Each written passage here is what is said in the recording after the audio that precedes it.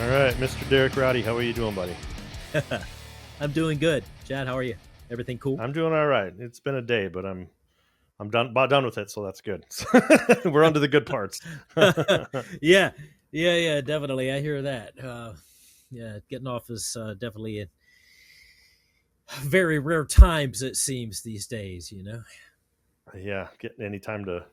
I don't know. I'm terrible at making more work for myself all the time. So as soon as I get free time in my schedule, I make up another hobby. So Of course. I have Yeah, less. yeah, So I yeah, have less yeah. free time. So and I got Exactly. a daughter who's graduating this summer, so it's like all that's upcoming, and Yep. I'm just not emotionally ready for that. I don't know. It's They're, tough, they're isn't it? still they're still children in my head. It happens too quick. Yeah. I mean, so where did the last 15 years go? That's something my wife and I talk about all the time. We're like, man, really? It's just Yeah, it's not that I think that stuff is speeding up per se, but it man, like a summer used to seem like an eternity when you were a kid. There were so many new things to experience, and I guess over time, you have less and less new experiences in the world. And I guess if you're not doing something all the time, we have a tendency to try to trap ourselves in day-to-day lives, and just before you know it, you wake up and a decade has gone right, by. You're right. like, I know whoa, what you're the absolutely hell? right. I know, and I think for myself, that's why I constantly keep trying to challenge myself with new hobbies, new ideas, new things, is so that I feel like I'm trying to take advantage, especially as you roll into that midlife, hitting that 50 marker, you're like, okay, I've come over the hill now, and I'm on the downward slope as opposed to the upward. You uh, start counting the, sh- the time towards the end as the other way. So yeah, yeah, man, it's yeah. just keep enjoying every day as they come, and try to Keeping it keep your real. mind and Keeping it real. mind and yeah, keep your mind and your body healthy and strong. So well, we're going to tear into you a little bit and kind of enlighten. I know a lot of people know Derek Roddy, the drummer, and all the Maybe. projects Yeah. that you've or at least some of the projects that you've been involved in. We'll touch Right. base on a lot of that stuff, but I kind of want to get to know your background a little bit and kind of enlighten people on a few things. Sure. I've known that you've been a snake breeder for quite some time. I don't know that everybody's aware of this, so we'll kind of touch Yeah. on that. I had no idea that it was to the extent that it is. Um, you know, I Yeah. read it somewhere along the line, years back, and then when I started kind of, when we became a little bit closer as friends, looking into you, it was like, dang, it's like a massive portion of your life. It got out of control for a while. It really did. And to the point where I had 400 animals at a time. It was just, but I learned through all of that, like anything else, moderation is key. And I really started kind of just focusing on one species that honestly is pretty difficult. They're very inconsistent as far as breeders, and most people can't hatch eggs, and there's really no rhyme or reason to it, but you got to have a real dedication to the species. And I guess I'm that type of person that I have that kind of dedication. I would rather take on something a little more difficult. And I just think there's something that lies that's a little more in touch with where I am as a human as far as setting goals and different things for yourself, And I mean, I know that's an odd goal, but, Well, but if you're a reptile person, you understand, and right. yeah, that's one of those things that goes kind of unsaid with all the keepers is everybody kind of picks their own little thing.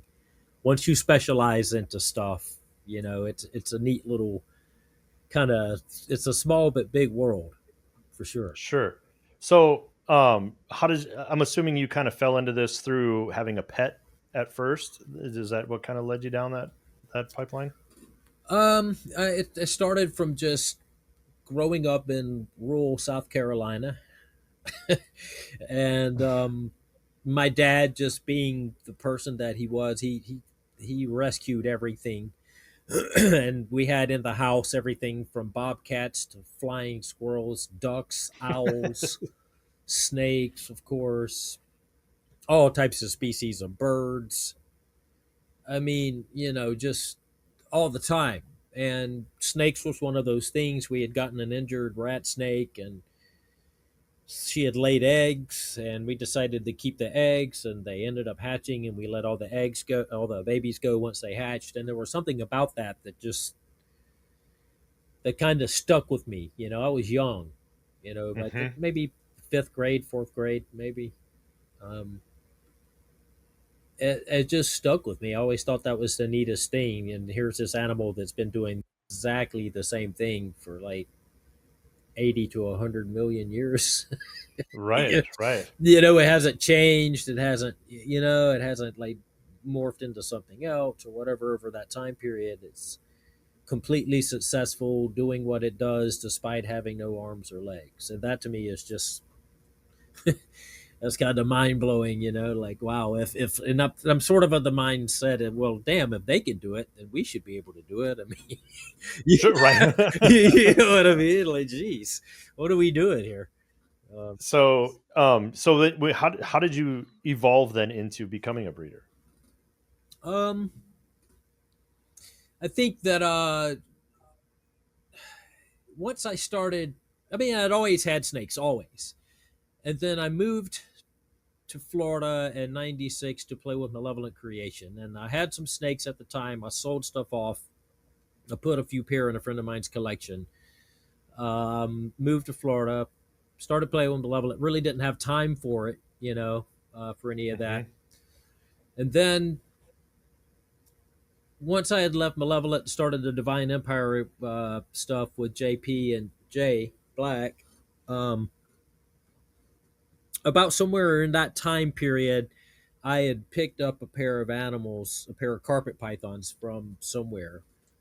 I don't even remember where they came from, but I grabbed them, brought them down to Florida. I ended up like getting like another pair of them here, and before I knew it, I had like a dozen carpet pythons. Right around that time period, I met my wife, um, and I think it was honestly just because I had somebody to like look after the stuff when I was gone, because that was like a big Sure. part of why I didn't bring stuff down, with me from South Carolina.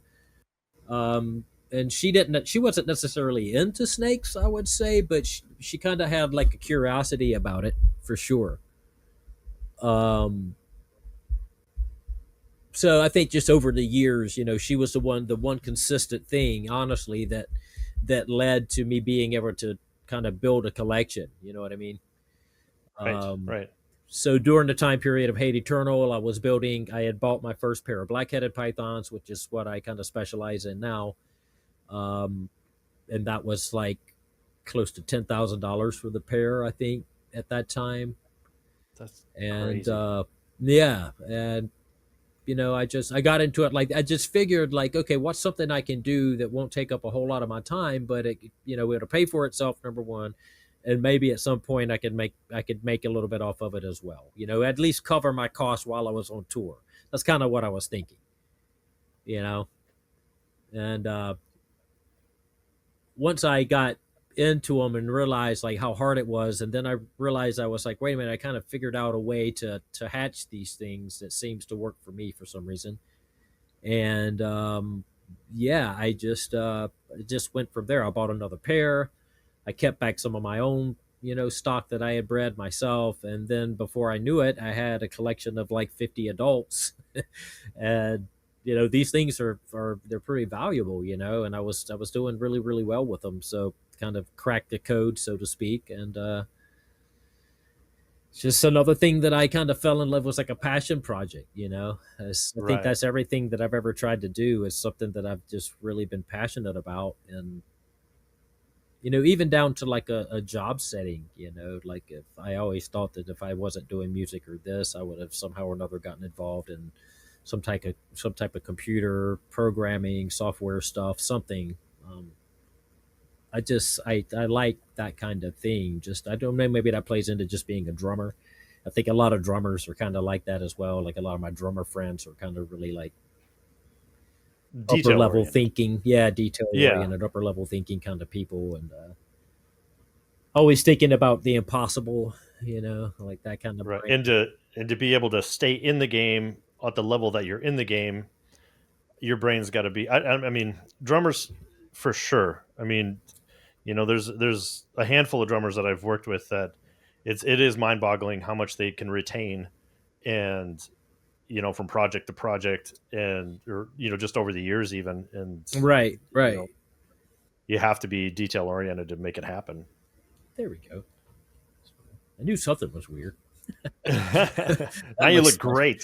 So hey. thank you for tuning into this episode of the Growl podcast. Please hit those like and subscribe buttons and help spread the word that death metal is alive and well. So when Yeah. you picked up your black-headed pythons, um so that seems like, from what I know of it, which is very very little, maybe are they a little bit more docile, like less constrictive of a python? Yeah, they're interesting. They behave more like our king snakes and corn snakes here in America. They're not like a carpet python. When you pick it up, or a boa constrictor, for example, they automatically kind of put themselves and they cling on to you. Sure, yeah. The blackheads and, like, say, indigo snakes from North America here, or king snakes in the colubrid family, like when you pick them up, they kind of just hang there like a wet noodle. You Right. know, So that's kind of why my wife was like, if anything, if you're going to keep anything, let's focus on the blackheads, because I can deal with them when you're gone. I don't feel like they're going to wrap up on me, and because Choke her out. she's small. Yeah, I mean, my wife's 5 feet Right. tall, and so yeah, so we kind of it was kind of out of like, not necessity. I don't know what word I'm looking for. Just, it was an easy convenience that we fell into it, because Conducive yeah, to your situation. Yeah, yeah, because yeah, yeah, you yeah. had to have that secondary help. So these, where are they native to? Australia. Australia. Interesting. Australia is kind of home to a bunch of oddball A animals. bunch of cool stuff. Most of every snake that I've bred and kept, most of it's been the Australian species. For some reason, I really like Interesting. all of that stuff over there. I've never been like a boa guy. Like, boas are more South America, that kind of thing. Hmm. Boas are a live birth, but that's what separates boas and python. Pythons have eggs. Boas, live birth. I mean, Interesting. there are other things, but that's the big major difference. Right. So you had touched on this earlier, like, when you got a couple that you were 10,000 into them. I did Yeah. check out your website, and I was like amazed on the value that these snakes have. And again, I don't know shit about snakes, Well, other look, than some they're of the better off on the other side of the room from me. That's that's about all I know. So, uh, well, look, most of that stuff that you see on there that's like up high dollar like that, there's not a lot of these things. So, like, when you're looking at those animals that cost money like that, um, that's like the 1 in 8 odds, that you're going to actually get one of those animals in a clutch of 10, let's say. Or mhm. in a clutch of 8, let's say 1 in 8. That's your odds of getting one.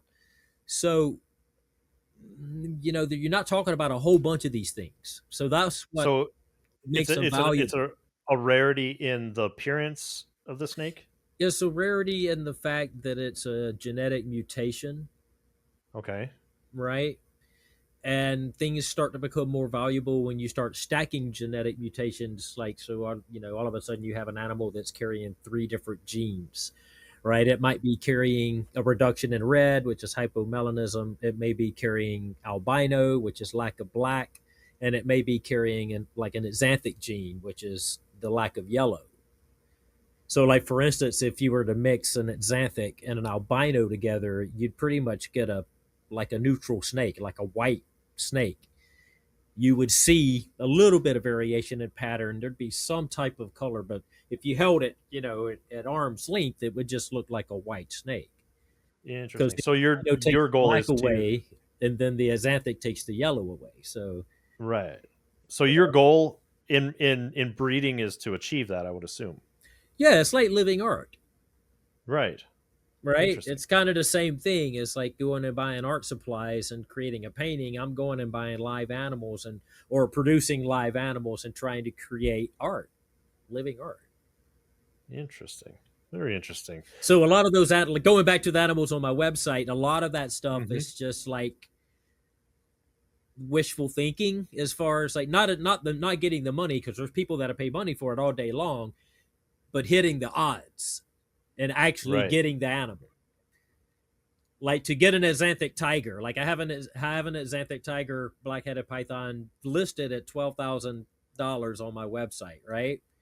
Hmm. The odds of me getting one of those, right, is 1 in 16. And then on top of that, the odds of me selling it once I have it is even greater than that. Right. Because I'm going to want to keep the damn thing, like, Sure. so, that's what makes those prices get up there because like when you tell people they can't have something, They want you know what I mean? That's just it. human Exactly. nature, man. Right. So do you have do you have a waiting list on certain things? Like Oh people are yeah. like, hey, Yeah. yeah, I figured. Yeah, definitely. Yeah. I mean, I Interesting. do produce stuff that's like, okay, this is like the black-headed python starter kit. Hmm. I don't know if you know what I mean. Like, here's some animals to get started with. Here's the base price or something like that, 6,000 for the pair or whatever, and then they just build from there. You get maybe the next year they'll breed them themselves, sell a few babies, and then they'll add like one of the genetic mutations, to what they've already got. That's kind of how I started. Right. Um, So, I was lucky. I actually every genetic mutation that I have in my collection hatched spontaneously here. I didn't go out and buy any of that kind of stuff, or it didn't exist really. You know what I mean? right. So I've been kind of 20 years deep in this now. So it didn't really exist at that point in time. So a lot of the people that have that kind of stuff, they hatched it in their own collections. So that's kind of how a lot of those get started. It's just odds. Right. Right. So how many snakes do you currently have? Because you have two locations that you harbor snakes, right? Yeah, I'm most of everything is in South Carolina, just because I have a larger area. I've been looking for a place in Florida. I've been in this little room for like 20 something years. Hmm. And it's odd, and I joke with a lot of my reptile friends too that the reason that my blackheads are so successful is maybe because they're here with my drums. And I know that sounds crazy, and we've laughed about it and joked about it. You would think maybe it would stress them out, but what would be any different than living like out in the wild and hearing like whatever native omnivore is buffalo or whatnot. I can't imagine that being the amount of daily stress an animal would go through in the wild would be way crazier than just being hearing drums a couple hours a day. Yeah, I would think being the fear of being devoured at any second would be Yeah, I a mean little they more seem stressful. yeah, and they don't seem to react. There's only a couple of animals I have that react like that like something's like a predator is coming after them. Because like animals Hmm. like reptiles are odd in the fact that like people think oh they bond and they I guess they I guess they get used enough to their environment where they trust their environment. But and there's most of the animals I can open their cage and go in and get them out, not a problem. Um, some of them, you touch them, they go into that flight mode where they just want to take off. You know, um, So do they kind get of like used to your scent as I their don't. handler? I mean, I think they get used to their environment, Okay. right? And they get used to like everything that's going on around them. So I think that if they know that there's like no potential threat, they don't react in such a way. Sure. The thing that you have to look out for with like having a collection is like food response because like these animals are used to that door coming open and food coming in, so they kind of think that every time that door comes open, like, so if you just reach in and grab, like most every one of these animals will turn around and grab you in a second. Like they don't know Right. distinguish me from a rat or a piece of fish or chicken that I put in there or whatever. They don't care. They're biting first, asking questions later. So, but as long as you know that, it's fine. You know, Sure, it's sure. not it's not a big deal. My wife, she's been looking after these animals 25 years. You know, the same amount of time basically as I have here, and she's never been bit. Yeah, good, I mean, good, good. I Well, I lucky get her. bit. I get bit all the time because I'm careless. I don't. I'm not paying attention. Blackheads are kind of famous for if you get them out. You know, like I said, they kind of are just limp noodles. And I'll be holding one and I'll grab a water bowl to go to take it out to go change it or whatever. And before I know it, this thing's chewing on my wrist because they don't like strike whatever. If you get them out, they're kind of like, oh yeah, let me, yeah. Oh, really? And then Interesting. they I didn't got you, know and you're that. like, ah, shit. Then you're looking for a bottle of Jack Daniels or something just to kind of stick your finger in it, and then they'll let go. Like, oh, I don't want that, you know. Oh, right. Okay, I feel you. Yeah, yeah. So, like, how many snakes do you think you on just Oh, average on between both sales a year? places, I forgot to get to that question. Between both places, probably 60 adults, and maybe another like 25 or 30 that I'm raising up. But Are adults I have a more tendency to demand swap for stuff. adults? No, adults really like adults don't come sell for often. People want to buy babies and raise them up is typically the thing to Yeah. do. Okay. A lot of times when you see somebody's adults for sale, it's typically because they're not producing. Hmm.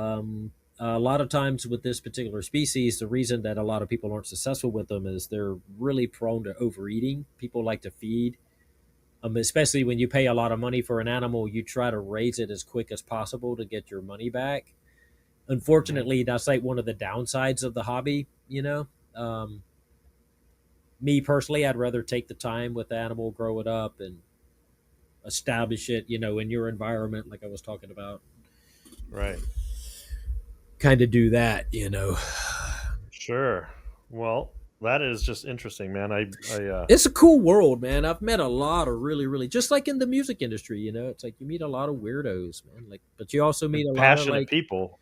yeah, I, yeah. I, I I would mean, assume just a lot of seriously passionate people, and from an outsider's perspective, I mean, I guess you know, any hobby that I'm not interested in is unique to me, in that regard. I mean, I don't golf, but people will right. spend every waking hour thinking about it.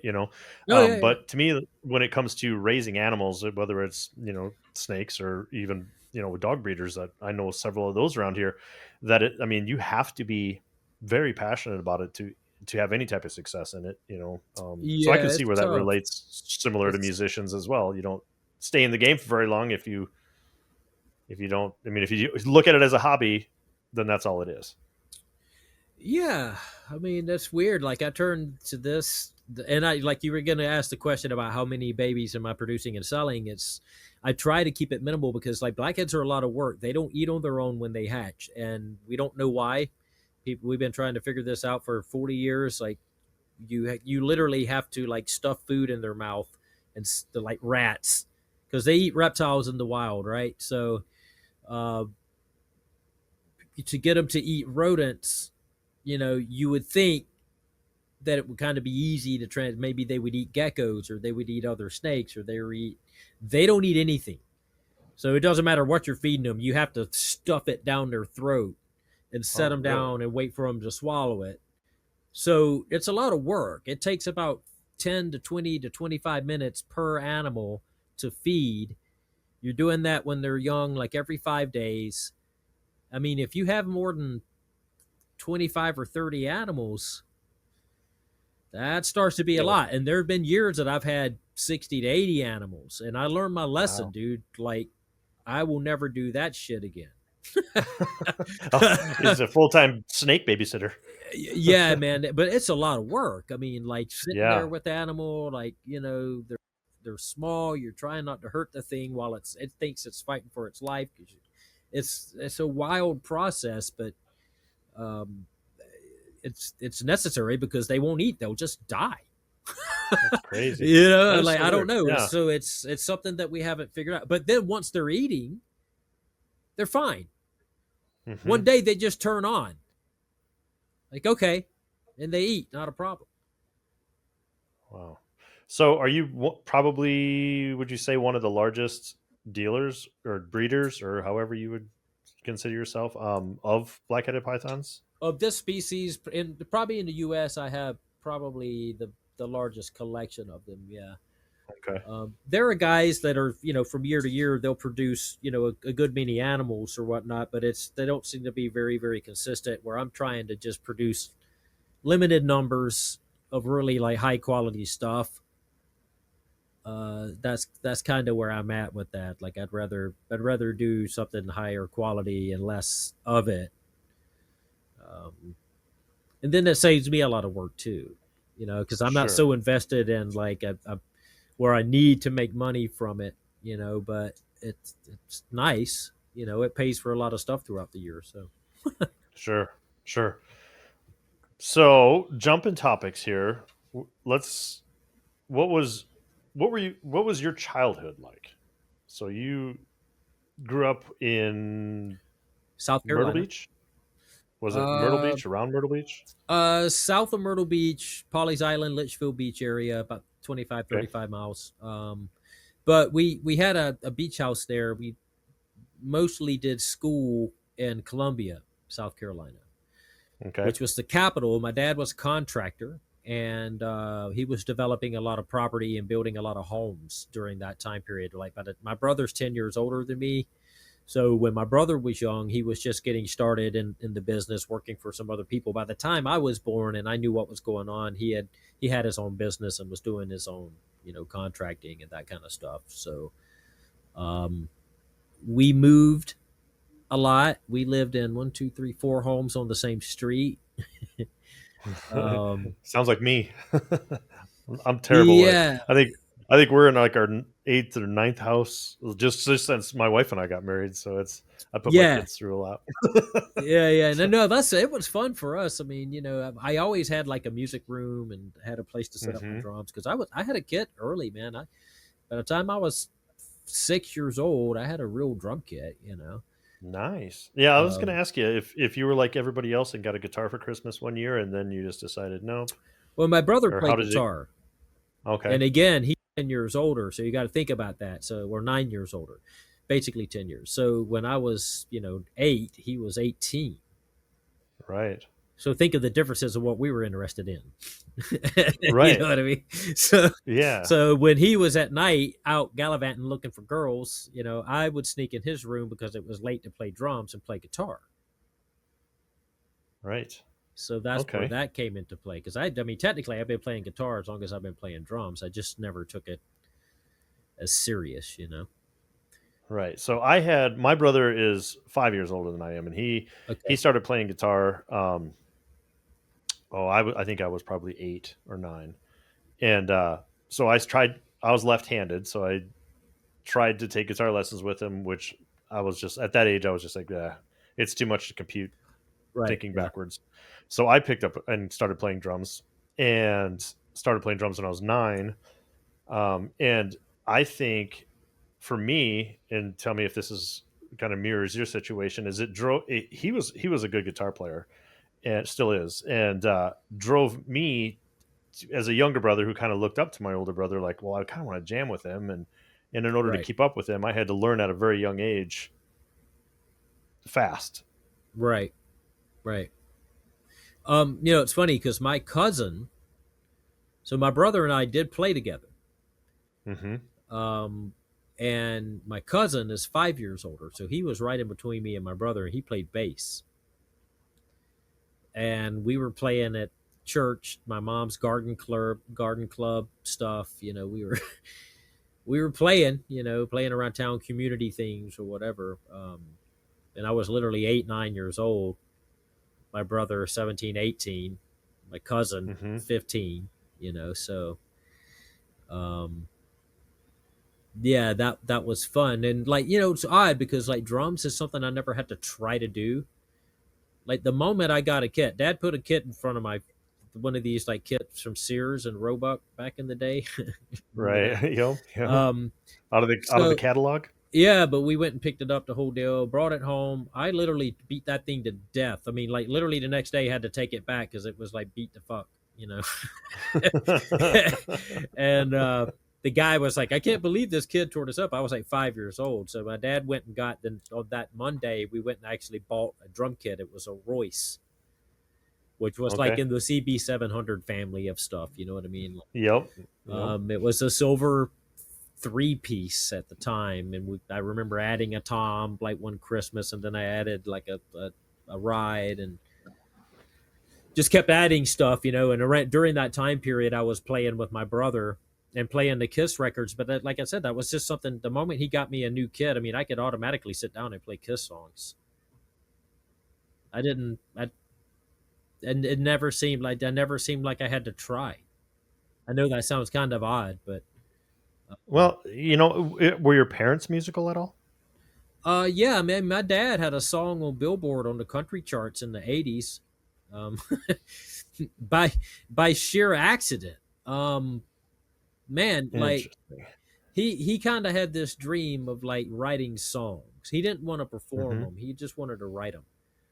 Uh, you know, and he had met a producer at the local music shop buying something for me. We had gone in to buy a drum head or something, or sticks, something. He met this dude. His name was John McCullough.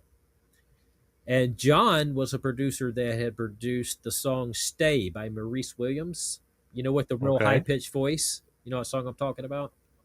I think From so. I think from I the do. Yes. 50s. You know what I mean? Yes. Like, Yes. um, so he was like, why don't you come down to the studio, book some time? So my dad went down there, played the song, sang it. He hired some musicians to come play on it. And the idea was he was going to shop it to sell it to one of the bigger country artists to record it, right? Hmm. And after the producer heard it, he was like, well, man, your voice is great. Like, you should put this out. You ever think about becoming a country star? You know, like immediately this producer was seeing dollar signs, he thought, you know. And he taught my dad into like putting the single out. And it, sure enough, it got on the radio and it got to Billboard. But my dad never pursued it because he didn't want to leave the family. He didn't want to be away from mom and us, you know. He just, and he was making really good money at the time, you know, building homes. And I remember him saying, I was probably 9 or 10 years old. It's like, well, I don't not really do anything with music because there's no money in it. And I remember that from way back then, even, you know, Right. Right. uh, It's like, that tough decision, I think, for a lot of people, right? To If you are going to commit to music, you know, it's like, something's gonna yeah, suffer. it's weird, you know. It's like I don't think if I had never seen Kiss, I probably would never give a crap about performing. You know what I mean? Like, you know, the drummer Vinnie Paul. Like No. Vinny's like, he's played on everything. You've heard him, you just don't know it. He's like that guy. Sure. Everything from Megadeth to Faith Hill. Like Oh, he's, nice. Okay. yeah, Yeah. the Sting. I mean, everything, right? And he was a guy that always said that like I'd rather be heard than seen. And that led him to kind of just pursue that studio aspect of playing, you know. And I had a lot of my drummer friends that aren't like death metal drummers, you know, that are like high profile guys always ask like, man, why didn't you like move to New York or move to LA, you know, out of high school or whatnot, and you know, and try to like, you know, get in with some of these bigger gigs or whatever. I was like, because I don't play for that reason, you know. Hmm. I've never played for that reason. I definitely wouldn't have moved to Florida to play death metal if that, I mean, you're right. I would have moved to New York or I would have went to LA, you know. I just didn't really have the interest of really like being in somebody else's band, if that made sense. I mean, I knew that I had to like get my name on a record and play on something, right? You know what I mean? Like Right. to get out there, you know. And Malevolent seemed like a good way to do that. And it's funny because I had a really killer, like, still to this day, one of the best bands I've ever been in back home in South Carolina. Is that And the that Is it deep? Was it deboning method? No, not that one. This was a band that was a band in high school. This band was a band named Creature. Okay. And man, like out of an 8 month time period, I think we missed maybe like 4 or 5 days out of an 8 month time period of playing. Man, Oh you wow. could eat food off of the way we sounded. I mean, we were that clean, that clean. It was nuts, like the way that we all four played together, just from putting that much time in. Time. And Yes. during 8 months, we wrote like 14 or 15, 18 songs, like so, like a lot of songs, man. Like, and a lot of good songs. Like this, that was a very, very killer band, and we had a badass rehearsal area. And I was just thinking, like, fuck, at this time, like, man, maybe if I go get my name on something, I will come back to this, you know what I mean, and maybe Right. we can morph it into something killer, that people care about. And I thought like going to Malevolent was going to be like, stepping into the pros, so to speak. And boy, was I wrong. Holy crap! Like, bro, I had to sweep away a freaking pile of beer cans, like literally calf deep, just to have a place to set up my drums in the rehearsal area. Oh man. So I mean, dude, like, I was like, oh boy, here we go. Because back then I didn't drink or smoke, and I'm still not much of a drinker or whatnot. You know what I mean? But I mean, back then I was just like all about kicking ass. I didn't really care about the whole party aspect, man. And they were all about the party, and I was just all about kicking ass. And man, that didn't mesh. Um, so yeah, that was like short lived. But that's how I ended up in Florida. right, right. So Yeah. so how did the malevolent thing come about? Um, some friends of mine in South Carolina that like they were kind of more in the know about stuff. They were kind of like these underground scene dudes, and Sure, because again, not to interrupt you here, but you were already into death metal bands, like playing back in South Carolina, right? well, You yeah, were I mean, playing in a couple death metal bands, and I had my band in high school, the Deboning Method, which was more like thrash, like death metal crossover kind of thing. Lots of Slayer beats and lots of fast like four on the floor, double bass, and that kind of thing. Blast beats here and there. And then that band Creature, I had moved from Columbia, South Carolina to the coast to live in Charleston at the time. I was dating this girl that had a place there, and so I moved there with her and met these other guys, and we started playing together. And that's when we were really like all the time playing and shredding and writing mm-hmm. songs, and that stuff was like more. It was more kind of groovy. It had blast beat stuff, but it was very like not like new metal or anything like that. I don't know, like more like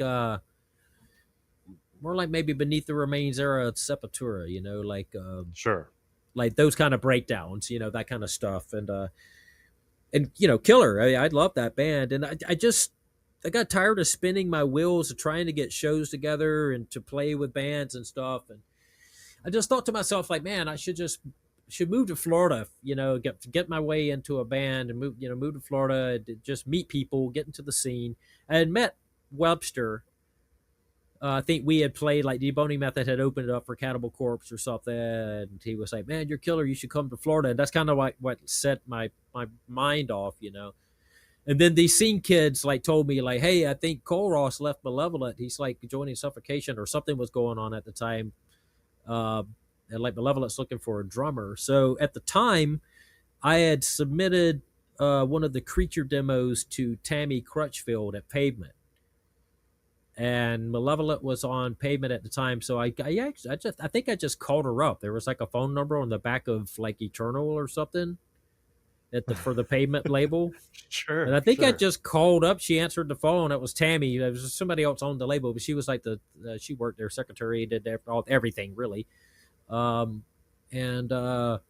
we started talking, and I was like, "Yeah, I heard that Malevolent's looking or whatever." She's like, "Yeah, I don't know what's going on with Cole Ross." She's like, "But I can put you in touch with Phil. I'll give him your number." She goes, "You can actually play the stuff, because that was like at the time there weren't many drummers around that could play.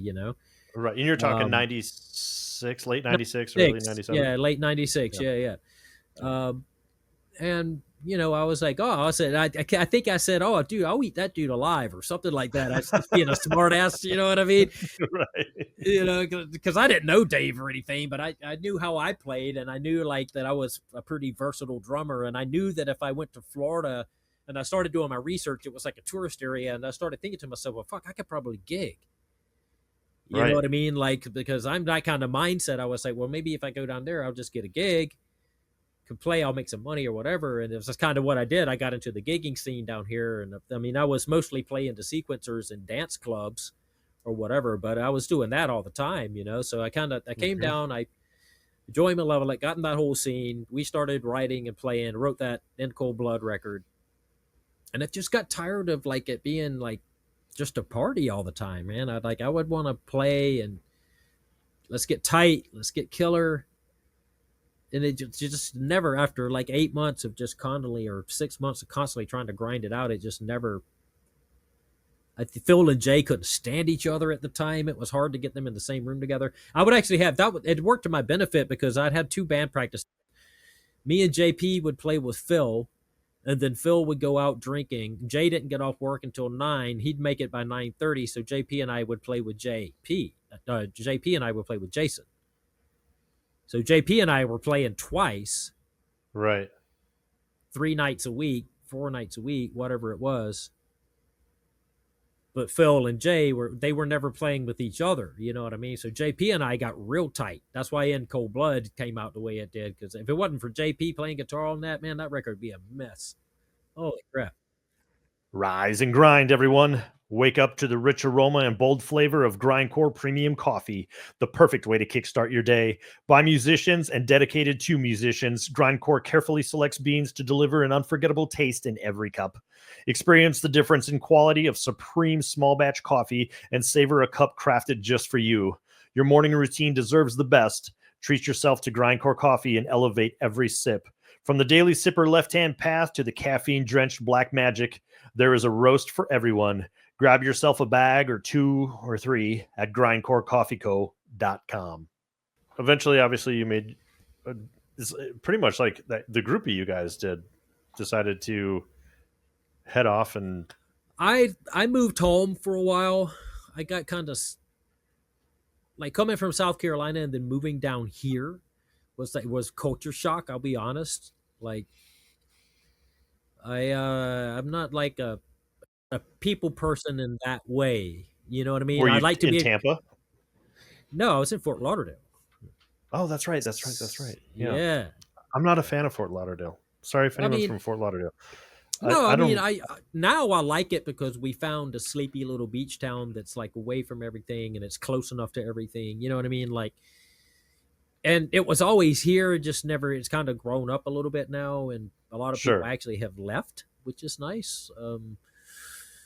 So So we I kind of think got you our kind of pulled the same thing I did. It's like I don't like Tampa, but the proximity of Tampa is doable.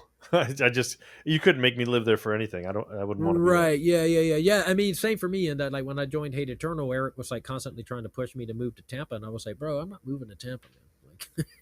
Like, Move to chaos. yeah, No thanks. yeah. I mean, it's chaos where we were at, but like I've learned to navigate it here. But that was the one thing, culture shock. I couldn't just like No. leave the house and go see nobody. It's like down at the time, it was like 13 million people between Palm Beach, Lauderdale, and Miami. You're like, man, holy crap. Right, right. So yeah, and I come from a town of like 150,000 people. hmm Very much the same. yeah, And it's yeah, like yeah, for me now, I can jump in my car and I can be out, and in 5 minutes I'm on a country road. yeah. And Not for here. me, oh man, for me, it's just it's hard to go from that to you know in Florida, it's like you don't get a break until you Yeah. get down to the swamps. Like you I don't mean, get a you can go break. west, you know what I mean, but you just dead end into flat nothingness, which is cool. Yeah, You know, throw your boat in the yeah, water, you could go crazy. It's like I'd love it for that. I mean, I'm totally into that. Hallie and I, we get yeah, in the car and drive in the middle of the state and turn the lights off and look for snakes and find bear and bobcats and panthers, and I mean, we've seen everything here. We love it. yeah. But It's you pretty have to wild. work for it. You know, hmm hmm South Carolina, not so much. Did you quit Malevolent. You just kind of mentally were checked out. Like time to. Yeah, I wanted to find some people that wanted to play, and then when I left, I moved back to Myrtle Beach and started working at House of Blues. I was the front of house monitor guy, engineer there, and I worked there for like 2 summers, which was cool. Um, and JP had come down, and JP always known was serious about playing guitar. He wanted to be a killer guitar player. Hmm. Phil didn't really care about that so much. And Jay at the time, he was just so burnt out on the whole thing. He didn't care. I mean, but Jay's killer. It's like there's a lot of potential for Jay. Hmm. So I moved home a little bit. JP came and visited me up in Myrtle Beach. We got together. We wrote a couple of songs, which eventually became the first couple Divine Empire songs. Right. JP took it back with I recorded it. JP took it back with him, showed it to Jay because Jay had quit Malevolent somehow or another. Jay got sick of everything, quit. JP had quit long before. He was just kind of checked out. He was already going down the blues road and really starting to kind of focus on like doing the blues thing and whatnot. Hmm. And I guess he saw Jason somewhere, played him those songs in the car. They were on cassette. And Jay's like, "Oh, dude, we got to get a band together. Right? I'm sober. I don't drink anymore. I want to get serious about playing bass." So JP called me and was like, "Hey, this is what Jay said. He's not drinking." I talked to Jay. I drove back down to Florida. We had a jam. Jay was sounding really good, like on top of it. We jammed for like 3 months, got a band name together. Before we know it, Jay's like, "Dude, I got us a record deal. Oh we, we no. we got a tour next month." You know what I mean? And like it just kind of like snowballed, right? And it just turned into that. But then during that time between those 2 tours, Jay Jay kind of fell off the wagon again, started drinking a lot, was getting really sloppy on stage, like announcing the wrong songs, singing the wrong lyrics, like missing cues and that kind of stuff. And it's kind of the same thing that we were going through in Malevolent. And I told Hallie at the time, we weren't married, but we were dating. And, I was like, man, I said, I wish I could find somebody that just wanted to kick ass. Herein lies meeting Eric, right? Somebody had told me, man, yeah, dude, you need to hook up with Eric Rutan. I heard like that drummer's not wanting to tour and stuff that he's got playing on that EP and playing on the record. And I kind of blew it off. I was like, man, I'm just so over the death metal thing, man, because I was just kind of burnt out and wanting to Hmm. go kind of another direction with my playing. And I don't remember how we started talking, but like we jammed. I drove over there, we jammed, and I was like, here's somebody that wants to kick ass. You could just Yeah, see it. I You know hear what I he's mean? pretty intense. Like very. Man, like me and him and Jared together, I don't give a crap what anybody says. We were untouchable. It was something about the three of us that was completely magical. Hmm. And I don't care who Eric gets or who I get or who, whatever to try. Nothing will ever capture, I don't think, what the three of us had. So there Yeah, was it's something, pretty there was rad like when you can get together with a few people and that chemistry hits. And and it's too bad that it never got recorded properly. King of All Kings was written and recorded over 2 different weekends. wow, Seriously. That wow. shit was thrown together and recorded so quick. And like by the time we were on tour playing it, man, like my Hmm. drum parts had changed. I was doing all kinds of like crazy, like multi pedal stuff and side snare shit and like stuff that wasn't on the record because we like literally we weren't playing it. It wasn't But by the developed. Yeah, you didn't have the yeah, but time by to the time develop we it. got Yeah. on tour and started playing it, it turned into something completely different, man. And like just the savage nature of the three of us, because like I turned into a complete. I couldn't tell you like the difference between one show and the next. Like I just completely get possessed doing that. Like when you're playing with like that kind of connection with people. You know Hmm. what I mean? Like that's something that you don't get very often. And say I just completely black out. You know what I mean? And then I come back to my senses after we were done packing up. Like the fuck just happened. You Just know what I you mean? Like just fell into a pocket is what happened. That's fell into you a like. damn void of just anger and fury. It just, I mean, it was like I go back and I found some of these old videos. I was like, how do we not like have permanent neck damage? I know You know there was an what I awful mean? lot of hair. There was an awful Like, awful lot of hair. an awful lot of hair, an awful lot of like vertebrae damage and everything else. I'm thinking to myself, man, how am I in such good shape? Holy crap! The amount of Right, like right. torture, like literally the torture we were putting ourselves through. It was like getting in a fight. It's like getting in a bar fight every night. So, Yeah. so then I Monarch, which is probably my personal favorite Mine too. from the Hate Eternal catalog. Yeah, me too. So, I think you could really tell you guys were in your moment, when you had that connection. And I mean, it's like Yeah, that album's just a gigantic whirlwind. I mean, it really is. It that just record. sounds angry. Yeah, that record. That was like when I finally kind of put my foot down because like that King of All Kings was rushed because of the Morbid Angel thing. Like Jared was like fronting Morbid Angel at the time, and like that the record, Derek was like, "We got to get the record out. We got to get it out." Blah blah blah blah blah. And it's like everything was rushed, artwork rushed, everything rushed, mix rushed, everything rushed, rushed, rushed, rushed, rushed. Same thing with the Nile record, man. I had no idea what that stuff was even going to sound like after I got it in the mail. And I listened to it and I went, "Oh my god, who's going to play this shit?" Right. So that You know was what like, I mean? Like, 2000 to 2002. You were quite the machine. I mean, you yeah, had I your mean, hands but in a lot everything of shit. everything was happening like there was no thought or process. Like everything was just kind of recorded on the fly. And like with I Monarch, I just said, man, enough. I am not doing that this time. Tell Hmm. Earache they can wait, man. Like I want to write a record. I don't want to record drum tracks but I don't know what the vocal lines are or where the leads are going to be. I don't know where I can play and where I can't play, where I can, I don't want to step on anything. And like, I never could like, and that's another thing I noticed too, like with King of All Kings, when I got out on tour and I started knowing the vocal lines, that's where all the color comes. That's where all this splash cymbal stuff and like, there's none of that on King of All Kings. It would have been there You just had had we no had idea. actually written the Yeah. record. You know Polish it what I up. mean? Yeah. So all of the stuff that was on I Monarch, it would have been on King of All Kings had we had taken the time to craft it, and not rush, rush, rush, rush, rush. So I just put my foot down. I was like, dude, I am not doing this.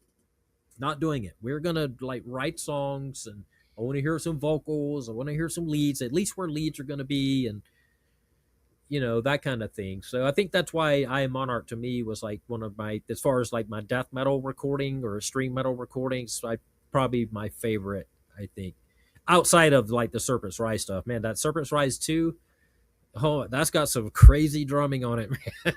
I'm not Right. Oh, it usually does. I'm not usually one to say like anything about drumming or like myself as far as anything is concerned, but that's got some crazy shit. Like when you really sit down and listen to it, there's some whack crap going on in that, man. So Like that's it's been kind of quite a tenured project for you, though. The Serpent's Rise, correct? it's something that I always wanted to have a band, right? But I always like there's something I never had was a band in which like if you were a four piece at 25% of the responsibility of doing whatever it was we were doing as a four-piece project was delegated, and people felt like that their efforts that they were putting into it, their gas, their time was honored and acknowledged by the other people in the band, Hmm. right? And I can never find that. It's always been about me, me, me, my project. But it's like it's my project, my band, project this, project that, and I never wanted that, right? And I looked after Hate Eternal, I was kind of disgruntled. I didn't really. I had a really good year breeding animals, and I figured to myself, like, man, if I can make six figures a year, like doing like this, and there was some other kind of investment things that my wife and I made over time and whatnot. And I was like, okay, I think I can figure out how to do this, and then like kind of just use Serpents Rise as a means to an end, right? Get some Hmm. players that want to write and play. Couldn't find anybody. I'd find guys that like they'd write a song every 8 months. You know what I mean? Like they always want to, and the computer world just made everything impossible because everybody wants to record, re-record. Oh, I can do it better. When? Because we've been working on the same solo for freaking 8 months. you know, Sure. like Yeah. so the digital world is like complete. It's turned like trying to actually put a band together a damn nightmare. Um, It has. It has. And I think, kind of to liken back a little bit to, I think your brain works similar to mine in the aspect of I've done multiple things. Obviously, we've worked together on some stuff too, and in that Yeah. it's the connection is there, but it's not unless you're Right. all jamming in the same room. And it's a testament to the era that we grew up in, because I think Right. there's a lot of bands in this generation that where they just don't really get that.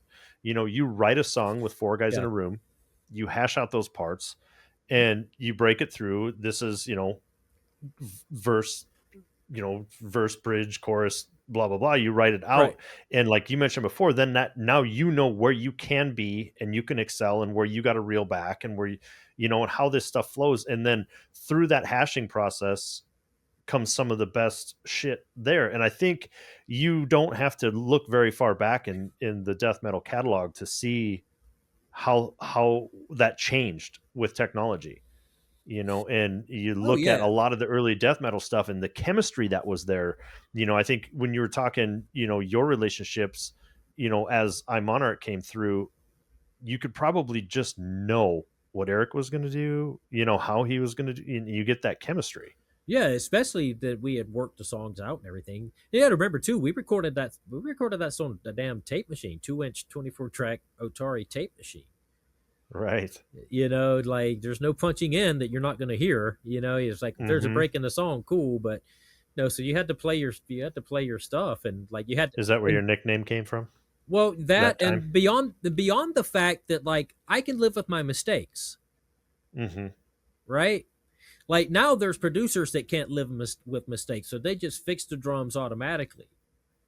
You know what I Hmm. mean? Like grit it out and do all of this stuff. That's why I tell people, when I do recordings for people, it's like don't grit it, don't sound replace it. I didn't spend 30 years crafting my sound and my touch on the kit to have some knucklehead producer sound replace it with generic stock sounds that sound like every damn thing else. It's like I don't. That's not why I do this. I'd rather not even be on it. You know, Hmm. uh, I've given people their money back. Like I'm not. That's not why I do this. It's like never. Music has never been a product to me, or like or something that I saw as like, oh, I gotta. If I don't go out and play music, what am I gonna do? You know. I So think I think when you start taking it as an art form at that point, right? So you're yeah, an artist now, not just a drummer. yeah, That at some point in your career, you get to that point where you can pick and choose. Like, yeah. no, I don't think that fits who I am or what I want to represent or what is going to be Oh, fitting totally, for your totally. style. Yeah, totally, totally. And I've made that You know? decision a lot of times. There's certain people that I don't necessarily care to work for. I like them as people and everything, but it's just like I'd rather not get involved. Hmm. Like I hear things and other people tell me stuff, and I'm like, all right, well, I think I'll just sit this one out. Yeah, because I don't have to do it. A lot of people are just willing to jump on everything and deal with this stuff. And I know a lot of drummers, a lot of young drummers right now that are like literally torturing themselves being out on the road that with people that are just not their type of people and not their Hmm. type of scene at all, but they're forced to be out there because they want to be a drummer, Right. and they're just hell bent on doing that. And God bless them. I mean, hey, do it while you're young. That's all I can So, say. right. So speaking of like project based stuff, how Oh, well, let's was it? go back to Serpents for just a second because we were talking about that. And I Yes, was and like, I I, do want to come forward full circle on that, but okay, let's touch back on your thoughts on that real quick.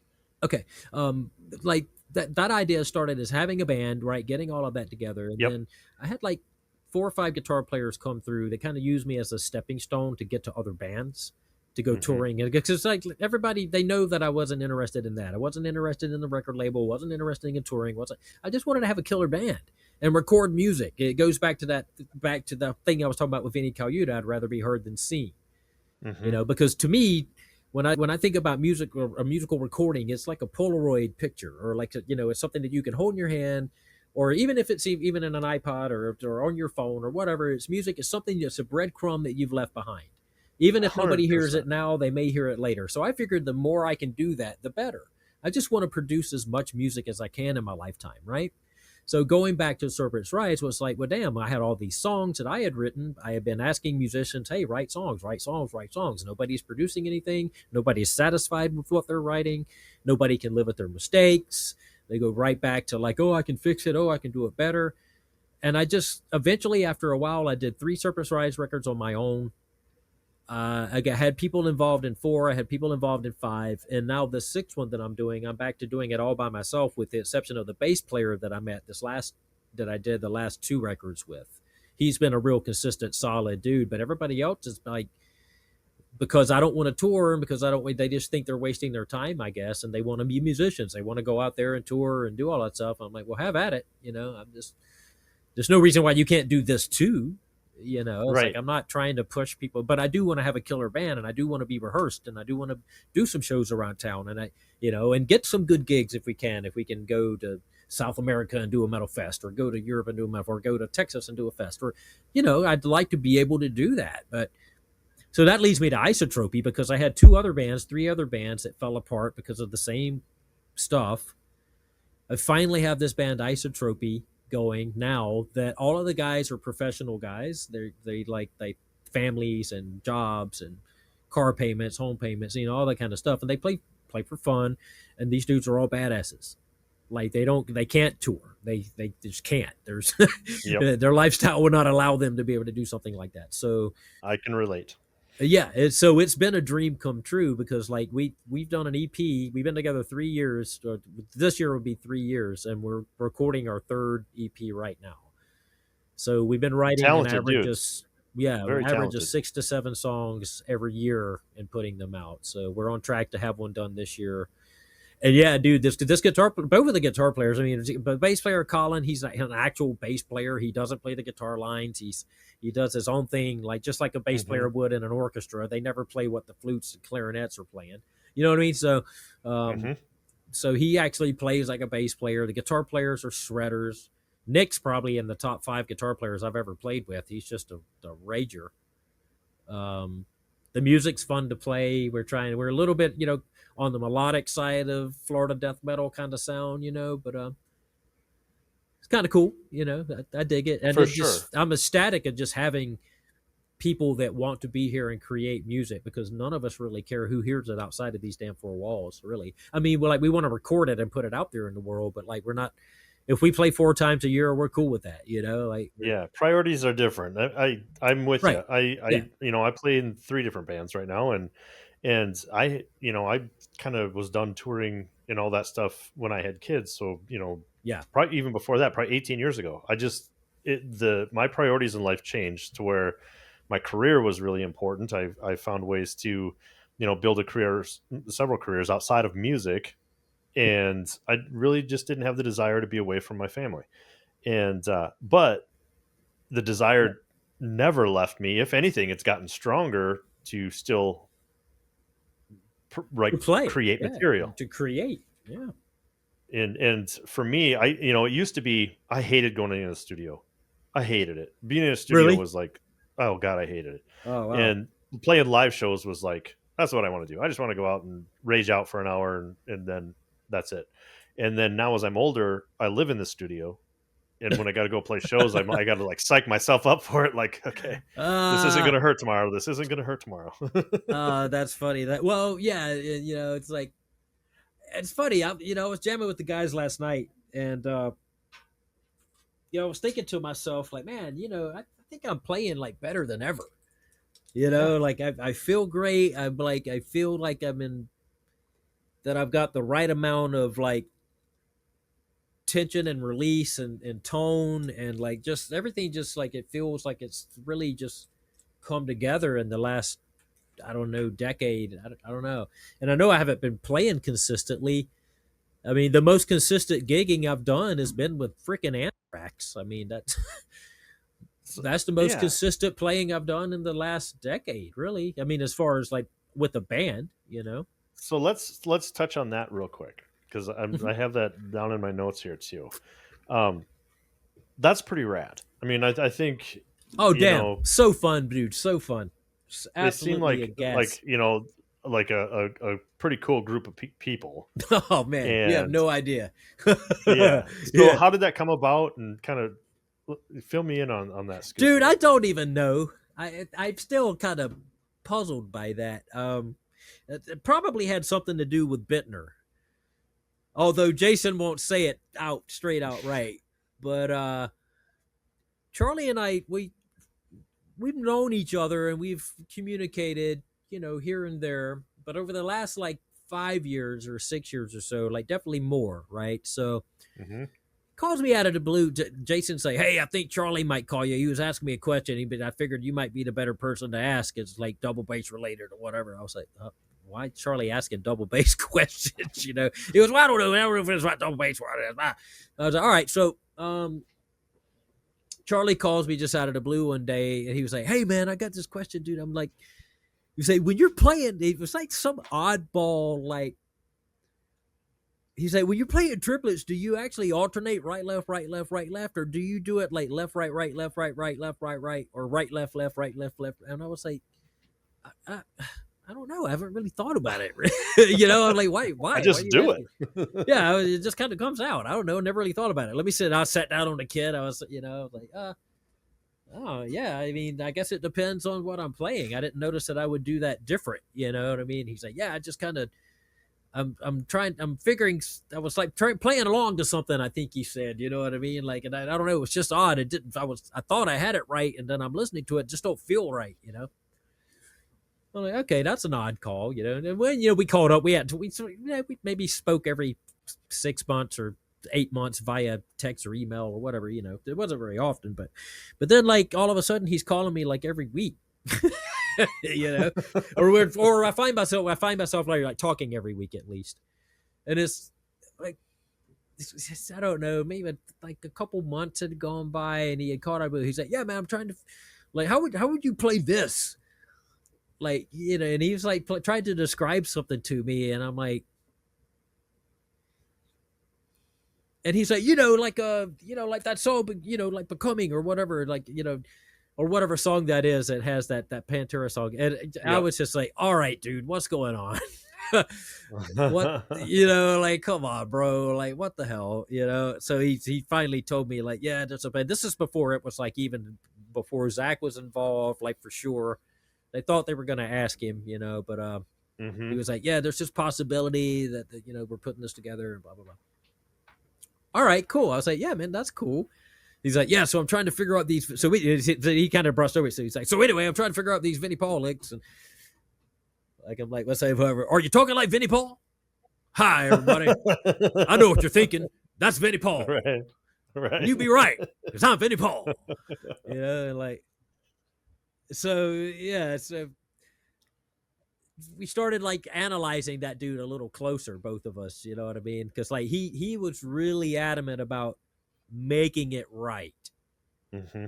I think you You know what have I to be mean? in that type of situation. You're stepping into, I mean, Vinny's a good drummer. There's no doubt, Well, but yeah, I the mean, Vinny's got a persona and the situation that you're jumping into is a microscope. everybody's You're under a microscope, got their feel, right? right? Everybody's got their feel and their sound, and like Charlie is honest.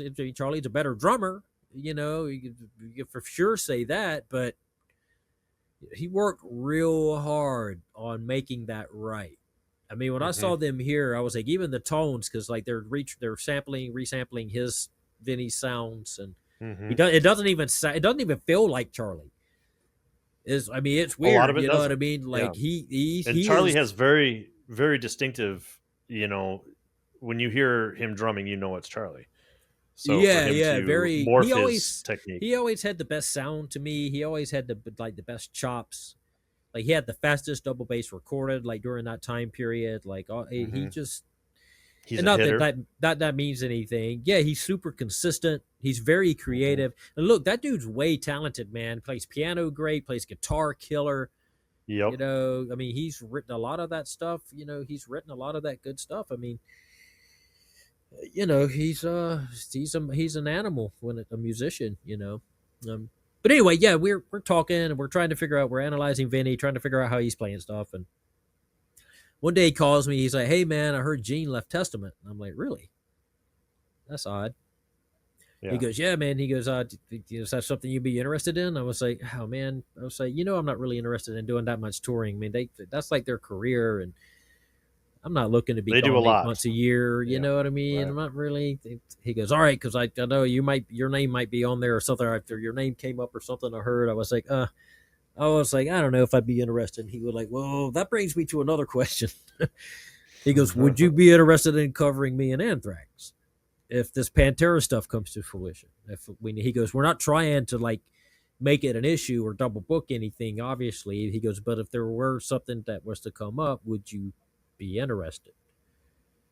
And I was like, yeah, man. I mean, of course. I mean, dude, you're one of my biggest influences. I literally listen to Anthrax like every day on the way to junior or sophomore year of high school, Mm-hmm. or my freshman 100%. and You sophomore know? year. Like, dude, I mean, yeah, I mean, like you guys aren't doing anything crazy. I mean, and you're just looking for me to fill in, right? And he was like, yeah, absolutely, absolutely. Like nothing like, crazy, just a few days here and there if something were to come up. We're not trying to double book. We're not trying to make it an issue. I just want to know that I have somebody as a backup. I was like, I said, are the guys cool with it? And they were like, yeah, no, they're cool. They don't care, whatever. And they didn't. They're cool. Got along with everybody really well. Like, those dudes are all cool. They throw songs at you from out of nowhere. That's kind of fun. Some of Yeah. them you could probably pull off at least on an 80% just off. Oh God, yeah. I It's mean, I got. like Among the Living. You could probably rip through that 80% of that whole album without. Oh yeah, probably even more. But it's like after So not, catchy. Yeah. trying to put it for the first time together on stage in front of 5,000 people. That, on the other Right. hand, is like, Different and story. Scott just looked at me like, you'll be all right. You're fine. Frank even said to me one time, he goes, "Hey, Charlie says you're the man. You're the man. Hey." I'm like, That's so I'm glad great. you guys have faith in me, man, because like, I'm over here like sweating bullets right now. No, they're That's funny, man. awesome. They're a great group of people. The whole crew is great. Like everybody's real fun, and it's very low key, very old school. Like those guys aren't on clicks or in ears or any of that stuff. And yeah, it's fun. It's fun. That's cool. I mean, that's like childhood dream, kind of Yeah, to be able to, especially in that type of situation. Like you get a kind of bounce in and then bounce out, and it's everyone's on the same level of yeah. appreciation at that point, and it's I don't know. That's a pretty cool gig to be able I to. got to tell you too, for somebody like their age, and I don't want to say that like indiscreetly or anything, but Hmm. uh, you would think the amount of damage that Scott and Frank would have to their body would be substantial. And Right. I know Frank does have some back issue. It came from just random stuff, like just right hitting a pothole in a car. I think it's where his back issue came from. Um, but dude, these guys, I was watching them. They both of them are 3 feet off the ground, like half of the show. I'm like, how are you not? Like, don't your It's feet amazing. hurt? It is. you It is know? amazing. And like I mentioned it earlier, like about playing shows now. It's like tomorrow's gonna suck. And obviously I'm not Yeah. conditioned for touring Well, or anything that's the like that. But thing. it's Those guys are conditioned and they take care of themselves. They're all very fit still, and they take care. They're an entity, man. It's like it's amazing to see actually that level of that, like it just hmm of the touring aspect of it and the shows and everything, that the catering and just everything that goes into like the whole idea of that level of touring. Is pretty interesting. A shitload of right. expense involved, Yeah. but it's cool nonetheless. Right. So, So high expense means less profit, of course, and especially now when you got or had prices through the roof in the past. It's been it makes it tough. okay, I did have another question as far as projects go and stuff, and this is just kind of a curiosity thing out of mine because it is a Mhm. project that for some reason, I really gravitated towards, like enjoyment wise. It was the Nader Sadek stuff, and Right, I mean, I pretty much liked everything that he's done, um, right, and he's managed to surround himself with tremendous talent. And I know yeah. sometimes that works and sometimes it doesn't. And the group of guys that you got to work with, how was that for you? Oh man, killer. Most of the guys that I worked with him were through me. Okay. With the exception of Thor and with the exception of some of the European bass players that he's used. Dominic, I didn't know, you know, but uh, Richie from Mindscar, who's now doing the I Am Morbid gig and Terrorizer Hmm. with David and Pete, and then Jim Ross, who does the band tour projects. I mean, Jim's got so much music under his belt. It's like his SoundCloud account has like over, I think, like 700 original compositions. Oh Like, wow. he's just an animal when it comes to like producing music. So I met Jim because he had asked me to do drums for him. And then when I got involved with Nader and he was saying, I need somebody, in the States that's, as a backup to learn all this stuff. I said, well, hit Jim up. I mean, he'll learn anything. Like literally he'll learn your entire catalog over a 24-hour time period, 48-hour time period. And it'll be tight. It'll be killer. you know, Hmm. like he's an animal, Wow. Right. and so he got involved. Richie got involved through that, and then there is 8 songs that nobody's ever heard that has me, Richie, Jim, Dominic, Forrest Lapont, bass player from Canada, and Glenn Hmm. Benton singing. No, really. Yeah, and Glenn sounds absolutely terrifying on it, dude. It's takes me back to some of the more like Legion time period vocals, coupled Sure. with like his modern day like really low like thing. Um and we redid the songs that Travis Ryan was on. So we Hmm. Hmm. redid those. So there's 12 songs that are floating in limbo right now, 8 of which nobody's heard, 4 of which are redos of the last EP he did. Okay. Um and he did that because there's 3 EPs that have I think 4 songs each on them, or 5 songs each on them, and he wanted it to be a collection of the same musicians playing. So he redid the 4 and added the other 8. Is And it the ever stuff going to is see the light of killer. day? I don't know. So we were in the process of getting all of that done, and then Nader had this other idea that he wanted to do 2 songs and fly me and Carl from Nile over to Cairo, and he brought Mahmoud from Perversion, guitar player from Yep. Perversion. Yep. Yep. Um, he brought him over, and we spent like almost 3 weeks, man, in Cairo, and went in pyramids and went like saw all kinds of like crazy Oh archaeological man, stuff. Saw that's like local that's like my musicians. dream. I'd love to do that. Yeah, it was cool. And then we wrote some music there. I once we got back, I tracked drums and I sent everything to Carl. Carl did his stuff. Mahmoud did his stuff. We got I think Forrest did bass on that song too.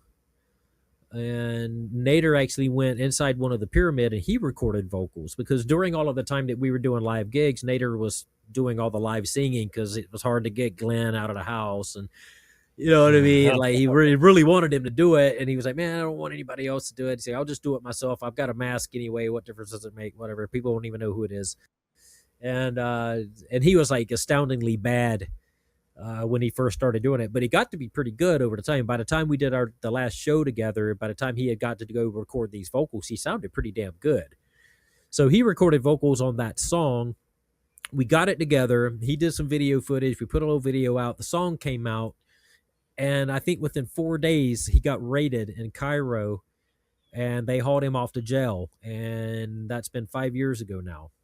No, I Um, did not even hear about that. yeah, they got him on all kinds of stuff. Like, there's a whole bunch of politics that goes into that. And I kept trying to tell Nader that you probably shouldn't be going on national television talking about, the government and everything. And what pieces of shit they are and all of this stuff. You probably shouldn't do that in a place that's that corrupt. And, by Egyptian standards, by American standards, his dad was upper middle class, doctor, whatever, and have property in New York City and all of that kind of stuff. So that's kind of where some of the funding came from, because if Hmm. you have that kind of money and you live in Cairo, you live like, Nader's place was basically like the Times Square of Cairo. You know what I Oh mean? wow. Like, he lived very well off of the $3 a day or $7 a day it takes to live in Cairo. You know what I mean? Wow. Yeah. So, Sure. um, I think that was a big part of it. And I kept telling him, like, dude, you got to get out of there. If you're, they're gonna come for you eventually. And I think that they just used Nader's family as a money laundering thing because they could be pretty sure that if they picked him up on something, they could take him to Dell that Daddy was going to pay to get him out, kind of thing. Yeah. And that Okay. that corruption there goes a long way, and what $20,000 goes a long way, you know. Yeah. And I think and I kept telling Nader, like, dude, you have to get out of there, man. You have to get out of there. And they got him on something. I think something about doing something in the pyramids, because then they had video evidence, and that was all they needed, because it was very shortly, a couple days after that video got released. He was And yeah, okay. and then he says that they planted drugs. Because Nader's not a drug guy so much, like little stuff here and there, but um, they planted stuff that I know that he doesn't do. From what he says, I don't know. It's hard to. Sure. I haven't actually spoken with him. He's been kind of like handwriting letters and getting them through his brother, But yeah, they gave him 15 years, so That um, is awful. it sucks. It's like all the reason in the world to not have the government ever know your name. I don't care what government it is. Just the less you. That's so bad, man. It's like, I don't know. It's like I begged him, man, like, please just move back to the States, because he was living, when we started working together, he was spending most of his time in the States, Hmm. And I think just because he just wanted to, live like the musician kind of dream. I think that started kind of taking him over a little bit, and like he could do that more easily from Cairo than he could, having a big monthly at Spitz in America. I think, Hmm. um, and I get it. I totally understand, but it sucks that, Right. like, so we're Well, kind that's of a trying to do stuff to get him, like, what's he didn't really, I know he didn't really want people knowing about it so much. It's not really that, like, I think that he's keeping it a secret, but I think that he's getting to the point now where he's like, anything will help, and like trying to lobby for him to get out, because like the system is very corrupt over there and it's hard to do anything, so to try to get like the embassy involved, and it's like, that's a long process, and it's taken right. even this long, Right. uh, Yeah, and I'm sure it's one of those things like where do you start? yeah, and it What? sucks because that music, man, is some of the, honestly, and I'll say this with a straight face, it's some of the best death metal ever recorded. Interesting. It's Well, hopefully someday we all get to really hear it. good, man. It's really good. Yeah, just it came out killer. It's like I said, Glenn's voice is just on point, and yeah, some good stuff. I hope Awesome. it makes Well, its way out. yeah, it would be, and hopefully he does as well. I mean, hopefully that all He will. shakes He out. will. We're gonna figure something out for him. To try. It's just, again, a long process. It's like trying to Yep. stay in the know and trying to figure all that out. So Right. Okay. Well, so we kind of covered your current projects with Serpents Rise and yep, Isotropy. yep. So, um, I know you are you still actively doing clinics and teaching and all that stuff, or not so much? Yeah, I mean, I give online. I do the online lesson thing. It's, and I've kind of like trimmed back on all of that. It's like my just having any kind of like self time. It's like we've been communicating. What's been going on with my father. I lost my mother recently. My father's Hmm. having a hard time. My wife's dad has had, next Monday will be the 14th surgery in 3 years. Both hips, complications with right hip, came out several times, had to redo it several different times, two spinal surgeries, two hernias, a bursar, a shoulder. I mean, it's just been like crazy. You know what I mean? Yeah, So getting older is and nobody not. ever told us, nobody ever taught us, there should be a class, at least a semester in high That you're school, forced to take. You're forced to take it that when you're 50. Like, that get you're ready. forced to, like, yeah, I mean, like any kind of, could they like to like prepare for this, you know what I mean? Yeah, Like, I think even nobody, I I mean, think there's and there's probably room in our society for it to where you can because my so I lost my dad 20 years ago, but right, my mom is 78. My yeah, in-laws are 82, and it's like now you know, your adults are now becoming your children, and taking Right. care of them and watching out for them. And it's so much more than just like, oh, like, my mom fell down, I got to go pick her up. It's like making sure things are done, and Right. then thinking about the inevitable that's coming and how you can keep your cards in line. And Yeah. Yeah. Yeah. I get overwhelmed thinking about it. And it's obviously the financial aspect and the asset aspect, but the grief that's going to be toppled on top of it. Yeah. It's something where some guidance would be Yeah. nice. Some guidance would be nice. And like, look, older, so in the Japanese culture and the Indian culture, they dealt with all of this stuff, and it was like part of like death and all of that was part of it. But as a Christian based society, it's just something that we like our at least my generation, our parents, they avoided that like the plague. My Yeah. dad didn't even have like a will or anything. My mom just like got sick real quick.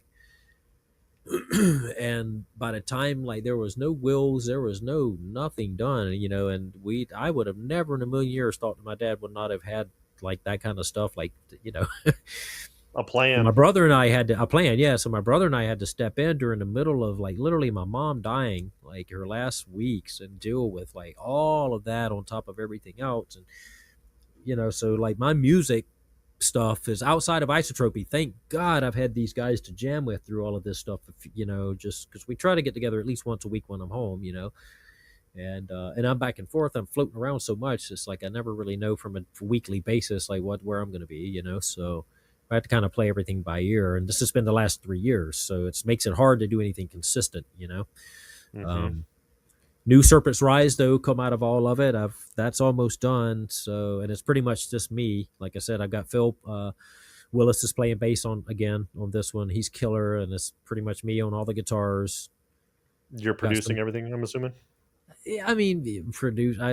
I'm just recording what I sound like. I really don't produce stuff.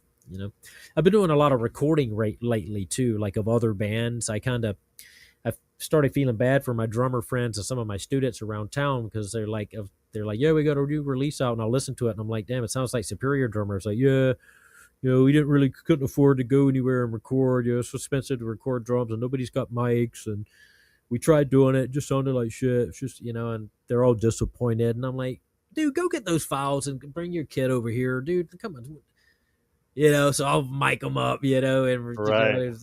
and it started just as that, like, oh man, here's a couple $100, thanks, man, this is great, it started like that, and now it's turned into me recording every damn local band in town. So I've been kind of been eating up with that as well, doing more of that kind of thing and less of my own stuff. But hey, I'm trying to do as much as I can and just kind of staying active.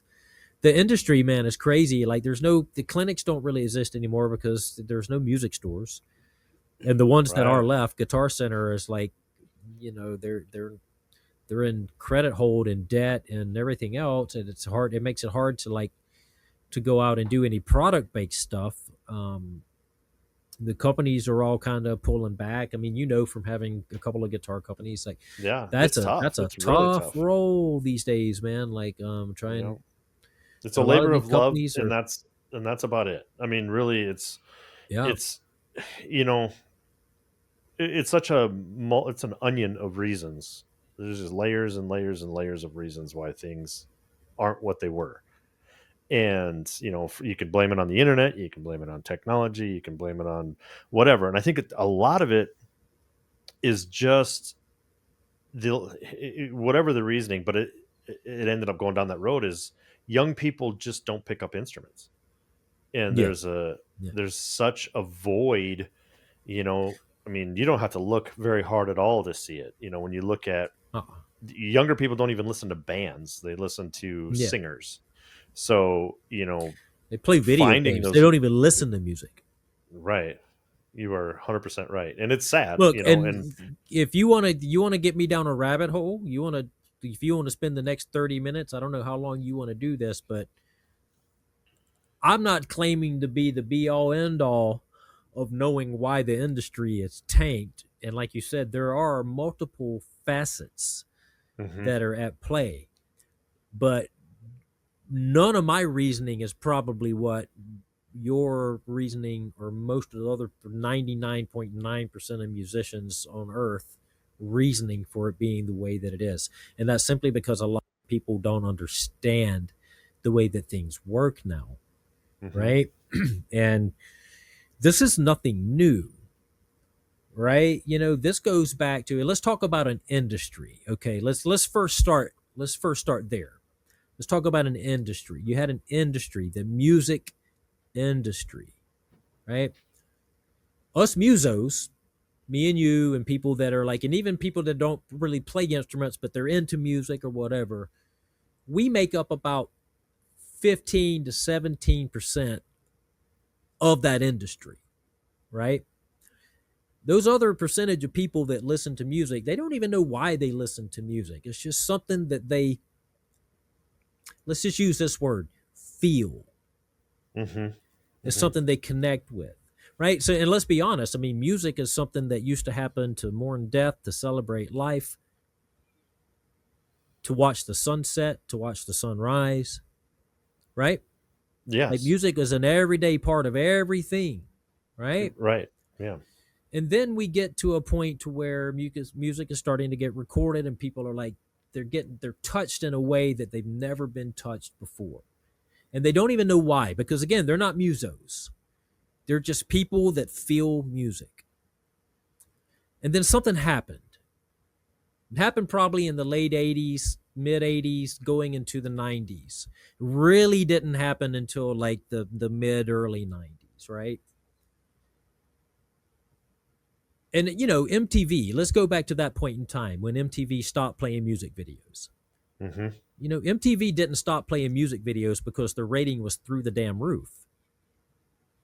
They stopped playing music videos because the music industry, those 85% of people that made those ratings happen for MTV, simply went away. So what happened? So for the next like 5 years or so, you have 5 or 6 years, you have an industry of musos, us, that are supporting an entire industry for a little while. But even we get disconnected, you know, because like we're so involved with it. You know, we know everybody in it. We know all the bands. We talk to people. We know all of our people in the neighborhood that have the same connections that we have with music or whatever, you know. And it's a small kind of community of people, really, when you think about it. Yeah. So why did 85% of the people that made an entire industry roll, what happened? I'm asking you, what happened? What did they replace the music videos with? Oh, the drama. Reality television. Yeah. Right. Right? It's right in the title. Real. Mm-hmm. I'll tell you what happened. Why 85% of people disconnected from music? Music lost its honesty. Sure. Oh, she didn't write that song. Oh, that's not Ace Frehley playing those solos. Peter Criss didn't play on those records. That's not this guy. That's not that guy. This isn't the band. Oh, we saw them live and they sucked. Blah, blah, blah, blah, blah. People disconnected from it because it lost its honesty. People, I think it lost its lure too. The people that have no idea like what a good guitar player is, for some, they can't even explain it why they don't listen to music anymore. They can't even explain it. I don't know. I just don't connect with it anymore. I don't know. New music just isn't good. You hear every excuse in the book. And musicians want to blame everybody else. We did this. Musicians made music worthless because it's lost its honesty. Everything's gridded. Everything's sound replaced. Everything's replaced with somebody else's guitar profile or snare drum sound, or people don't connect with it because it lost its honesty. And MTV was smart. They knew because they did the studies. Reality television. And then guess what happened when people figured out reality television isn't real? Because that shit has no ratings at all. What are people moved on to now that everybody listened to? Those Anthrax shows, I saw a lot of people. Every single person I saw with earbuds in, I asked them, what are you listening to? Podcast. Yeah. Podcast. Why? Because people feel an honest connection to it. Again, it's been proven over and over and over again. And until musicians take accountability and start releasing honest music that isn't pitch corrected and the double bass isn't fixed, and you have somebody else's snare drum sounds and somebody else's guitar modeler profiles, no wonder music is worthless. Jesus Christ, can you really not figure this out? Yeah, it's like it's so blatantly obvious to me, you know. Well, and I think you know, I've had this portion of this discussion with endless people. Everybody blames the internet and Spotify. Look, it has never been easier to go right to Cannibal Corpse website and buy their CD, but people don't. It's never been easier to go buy a band's product and support them directly. Never in the history of buying music can you reach some bumfuck band, Sleepy Time Gorilla Museum, or whoever the hell, Free Salamander Exhibit, or whoever you're listening to directly and buy their stuff. But people don't do it. And they don't do it because it has no value. Mm-hmm. Plain and simple. There's no question about why. Spotify doesn't pay musicians any money for their music because it's worthless. You can go to Walmart or Kroger or Publix and pay more money for bread than they're asking, but you're not gonna. Mm-hmm. You know what I mean? Like, you're just not gonna do that. So why would Spotify do that? And then people say, well, he's made millions and millions of dollars. Well, if you actually look at their financials, you'll see that the money that they make for their subscriptions barely covers the cost of storing the media. Barely, right? So where does his millions of dollars come from?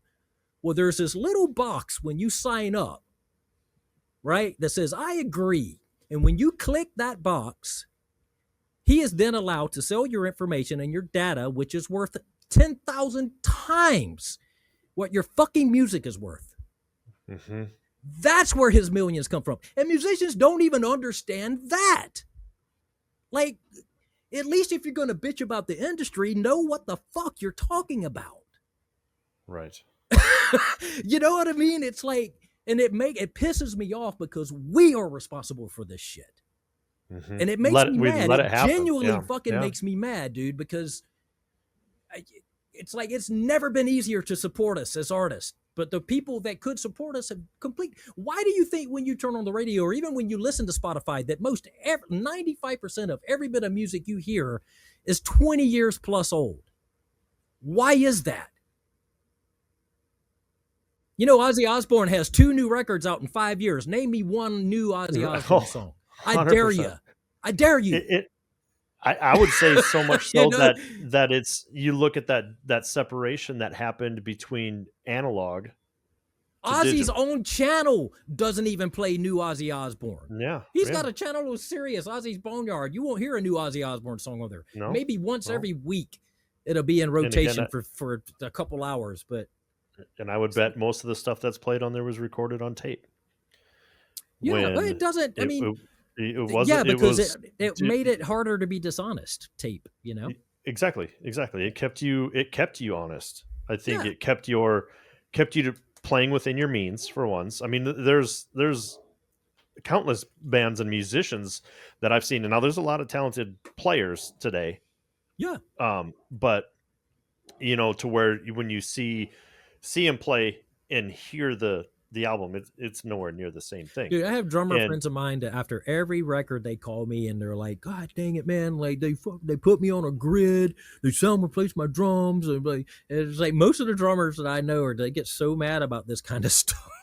You know, and it's not even really up to them because, like, you know, the labels are like, well, it's got to sound modern. It's got not. They're not even realizing they're shooting themselves in the face to spike their foot, and like. And everybody's their own bedroom producer, and we need this profile, and we need this, you know, this guy's sound. It goes, oh man, his sound on that record's so good. It's like nobody's worried about their own sound. What do you sound like? Who cares what somebody else sounds like? And you know, and again, the tough part is we are so far down that road that I don't know if it's retrievable. That's what I'm saying. I don't know that you can just turn around and go back the other way. You know, so. It'll be interesting to see, and I think a lot of people have seen it coming. Asteroid, you know, right? I mean, the Great Reset. Like, Yeah, I know. Like how and maybe it's just a trend that needs to come at some point where you know everyone kicks it I mean, back you and have more and more bands doing it. There are bands. It's like that's what I was going to say about recording bands, because I told guys, it's like, look, if you're coming here expecting me to turn you into something you're not, I am not the place to come to. right. I was like, yeah, I'm recording on a computer, but I treat that damn thing like a tape machine. So if you can't get through a damn take, I'm sorry. I'm not going to be the one to sit here and punch in and let you do 85 million guitar solos. I am not your guy. Go somewhere else. Hmm. You know, I want no part of it, man. And I am seeing a Yep. resurgence of bands that are like, yeah, we kind of want to be doing what we're doing and sound like us. And I'm thankful for that, Right. There are Well, bands. yeah, and it's hopefully it's a slow start that goes in the right direction because I think that type of mentality is where the creativity truly comes from. And you'll get Yeah. because you rarely these days. I mean, there's like I said, and I don't want to sound like Mister Complete shitter on modern death metal, but there's definitely not as many unique bands now as there has been in the past, and Well, there I'm would be not if they one of would those. if they wouldn't sound replace everything with other people's Right. shit. And There'd be and plenty I'm of variety, and there'd be plenty of bands that sounded like themselves. And there's so many great bands. Like I'll watch like a band like, or even somebody like Animals as Leaders. Like those guys kill it, man. I'm sitting here watching it, then I go and listen to that stuff, and that there's not a human being within 500 miles of any of that stuff. You know what I Mm, mean? It's like by the time you sound replace it and grit it and MIDI the guitars and do all of this stuff, blah blah blah blah blah blah blah. And it's like, and it's everything. It's like, man, I don't have no connection to music at all, just because of that. The moment I hear a sampled snare drum, I just turn it off. I don't even listen to mhm. it. And I hate to be that way, but if I'm not hearing you as an artist, why am I listening to it? I Sure. don't need to fucking listen to a record of how good somebody can edit you to be. R that's a good line. It's a good you know, line. I have no Yeah. interest in that. You know what I mean? Like, I want to hear you as a musician. That's why we do this. What are Mhm. you offering? What do you sound like? You know what I mean? There's like a million ways I can hit these drums. I mean, like, dude, just something as far as touch. I can play a drum like this, or I can play a drum like this. Right. Yeah. You know what I mean? Like, Yep. and when you take that away, you're taking the honesty away. You're taking the personality away. You're taking the heart, and then when you grit it, you're taking the pulse. And it just becomes something that people can't connect to now, because there's something in us as human beings. So we spend our entire lives looking for trust and honesty. Mhm. And when you find out something is dishonest, most people move on. And Right. that's exactly what happened with music. Most people moved on, dude. I have this weird little thing that just popped into my head that kind of is on point with the psychology behind it. Hmm. So, you've seen all the stuff with the new AI robots that are coming out, and they're Yep. fully fleshed out, right? And Yep. they look like people, and they put children in front of these Hmm. robots, Hmm. and the children cried as Yeah. soon as they Yeah. started to They know. talk. They know. Now, they're not intelligent enough to cipher that that's not a human, No, they but know. they know there's nothing human about what's happening. Right. And I think maybe that psyche is just part of our conscious, that when you hear this music and there is no life behind it, that it just completely turns you off, because it is such, like you had mentioned earlier, it's just thousands and thousands of years of music being on a level of importance culturally, Right. that when it isn't human anymore, you're immediately turned off. Right. And we don't, like I said, most people couldn't tell you why. They would just use Right. some random excuse like, oh, I just don't connect with new music, or, oh, no, I'm just too busy to listen to music, or whatever. It's like, you were never too busy to listen to music when we were younger, man. Like, that was a part of everything: waking up, going to school, lunchtime, coming home from school, playing music with other people, listening to mom and dad play music together. I mean, Hmm. I was just having this conversation with a friend of mine earlier today. Like, You know, I grew up in a neighborhood that probably had 100 homes in it, pretty fairly good sized neighborhood, but it was spread out. We had a good bit of land and ponds and different things that separated everything. But dude, there was easily 2 or 3 dozen bands between those. You know what I mean? Right. It There was was the bands same way for everywhere. me growing up. Right, It was right, like everybody I knew played an instrument. right. You know, and my wife, she's a psychologist, and you know, she has a lot of teenage, you know, clients, and she asks all the time, "Is there any bands in your school?" And they're like, "Oh, we can't really think of it like any." You mean people that play music together? Yeah, no, no. I mean, like seriously. I mean, in my high school, there Yeah. was easily 2 dozen bands in my Yeah. high school, and like, and Well, here's another funny thing. Like, I can remember leaving the property like when school got out and everybody that had their cars in like sophomore and junior years, you know, and you were waiting at the four-way stop, you know, to pull out of the lot, you know, like every mhm. single car had music blaring out of it, windows down, music, I mean stereo cranked up as loud as you could possibly get that thing and stay in the car with it, you know. And I had a friend of mine call me a couple weeks ago actually, and he was like, "Bro," he goes, "I had to pick up my kid from high school. His car broke down." He goes, I'm sitting here in the car with him right now, and I got the windows rolled down. We're sitting here listening to tunes." But he goes, "It didn't struck me." He goes, "Nobody else is listening to music." He goes, "I turned my music down and put my head out." He goes, "It's complete silence." Ugh. He Yeah. goes, I was like, "Wow, really?" He goes, "Man, he goes, it's something I noticed." And then his kid was like, "Yeah, nobody listens to music around here, man. Everybody's listening to podcasts or playing video games, Dad. You know, that's some Yeah. I'm old timer stuff, you know." so glad I grew up when I did. Right?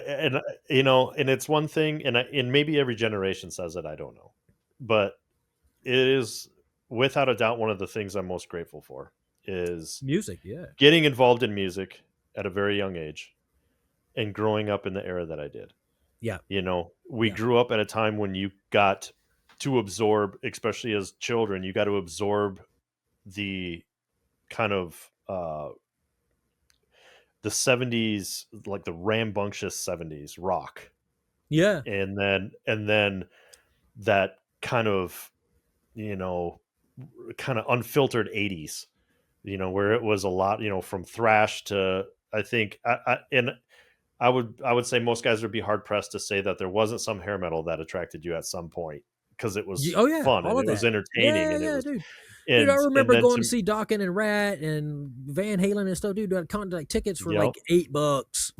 You know Yeah. what I mean? Like, And then to be as you'd blessed to sleep kind out of, overnight to get tickets and stuff. You know what I mean? Like you'd literally camp on concrete. dude, I remember You going know, to like like, in stores. Did you go to in stores at yeah, all when yeah, you were a yeah, yeah, kid? yeah. Dude, Yep.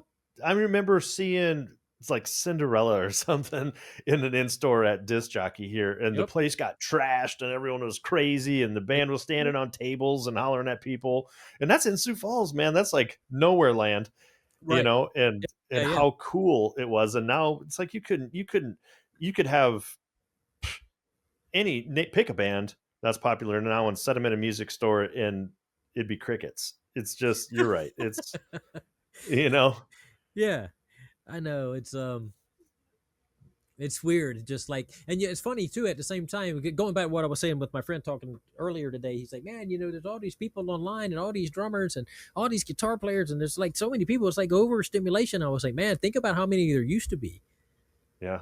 That's when we started Yeah. I talking don't about buy that like, one. you know, I don't yeah, really buy that one. I just, I don't, I mean, I think it's harder for the cream to float to the top now um, well, I'm just talking about sheer because of number of the, people playing, right? You know, exactly. Right. because Right. he was 100%. saying like, "Oh, there's all these people, there's all these great musicians," and I would say, "Yeah, but there always has been." I was like, "I would argue that it was more back in the day when, you I would know, argue when that too. if there was 10 homes on the street, then you know at least 5 of them or 6 of them had guitar player or a drummer or a bass player or somebody played Yep. trombone or somebody who was in a high school band, or you know what I mean. Like there was a lot higher ratio back then. You just didn't They didn't advertise on the damn free internet all the time, you know. That was my point. Yep. Yeah. So it's hard. I think right now there's no entry level. Mm-mm. Everything is like, okay, let's make an album. We're all putting out albums, you know, Right. and and there is no garage Fake to albums. jam in anymore. Yeah, that is absolutely right. It is. It's weird. It's awkward, and hopefully there's a remedy, you know, in things. But again, I don't know. I think the remedy, again, is just going back to being honest, Hmm. and just again the passion for, but stop trying to make a product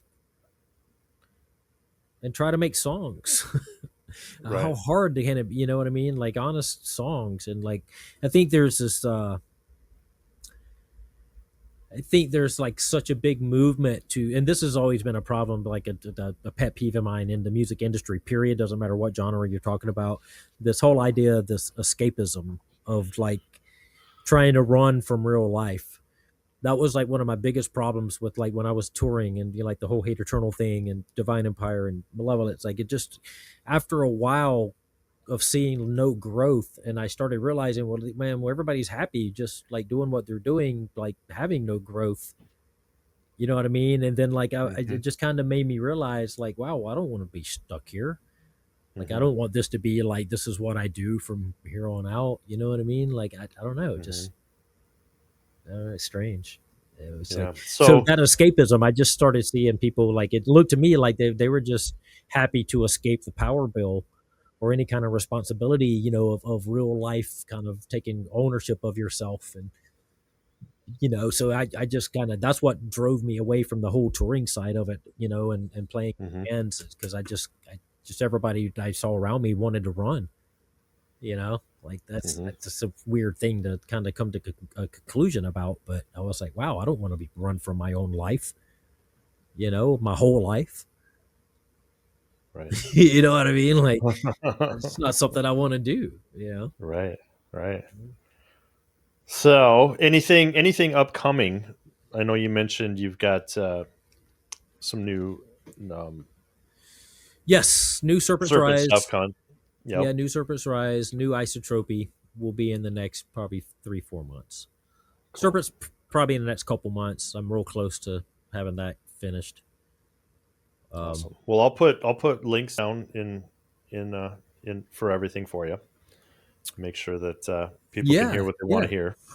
and obviously your stuff. Yes. So we finally got final mix back for everything today. So we got all Oh, good, files ready to send out. So perfect, I'm very perfect. excited for that.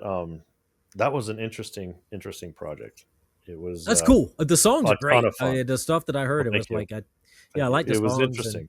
yeah, I kind of, when I step back and look at everything, I kind of put it out as a perception in sound that yeah, so so everyone understands. We got a 7 song record that we're putting out with 7 different drummers in a band I'm in called Angerot, and Derek is was kind enough to be in this project, and it was good, very interesting to see how everything panned out and how each drummer hears thing differently.